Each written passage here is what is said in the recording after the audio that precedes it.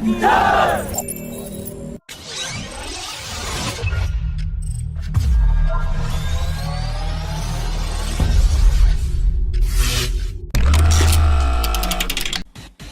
Royal Malaysian Air Force has selected the South Korean FA-50 as the winner of its tender for 18 aircraft, but it has hit a roadblock, as the Malaysian Finance Ministry has objected to the deal, and has sent back the proposal, and has asked to adhere to the allocated budget of 3.5 billion ringgit for the tender, as South Korea has offered 18 FA-50 at 4.2 billion ringgit, which is way above India's Tejas Mark 1 at 3.75 billion ringgit. The Malaysian Air Force has not adhered to the technical parameters set in the request for proposal, and even diluted capabilities that it had sought at the bidding stage to favor the South Korean offer.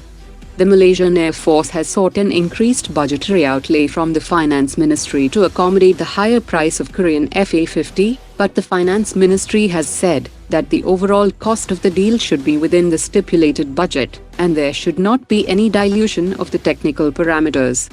Failing to meet these two preconditions would clear the way for the Tejas aircraft to win the tender. Several local Malaysian media have reported about allegations on senior officials of Malaysian Air Force getting kickbacks and commissions in this tender by the Korean firm. In order to meet the budget allocation, South Korea can tweak the maintenance, repair and overhaul cost by scaling down the support services, which can be a deal breaker, as the FA-50 already lacks beyond visual range missiles and air-to-air refueling capabilities, while on the other hand, the Tejas tops all the technical parameters and is cheaper than the Korean FA-50. The DRDO and the Indian Army recently conducted back-to-back trials of the QRSAM missile as part of evaluation trials, which is a fully integrated highly mobile air defense system that can move inside enemy territory along with armored columns and provide them protection against aerial threats. The Indian Air Force doesn't have a requirement for such a specific air defense system and is not looking to acquire QRSAM, since it has already inducted 8 squadrons of the Akash Mark 1 and is now looking forward to induct Akash NG variant as well as the upcoming XRSAM. The Air Force has placed orders for 18 squadrons of the MRSAM and is already inducting 5 squadrons of the S-400 system.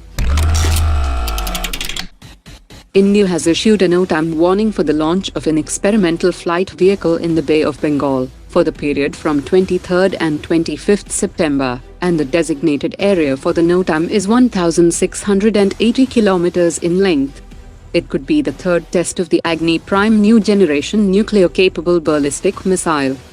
The Agni Prime can defeat enemy's ballistic missile defense system, and a new carrier killer missile with anti-ship capability is also being developed, that is based on the Agni Prime.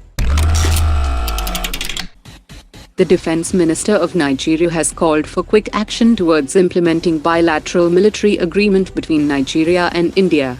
He also said that there is a need for improved collaboration to support the armed forces of Nigeria in the areas of defense equipments. He also assured that he, along with a Nigerian delegation, would attend the forthcoming Defense Expo in October this year.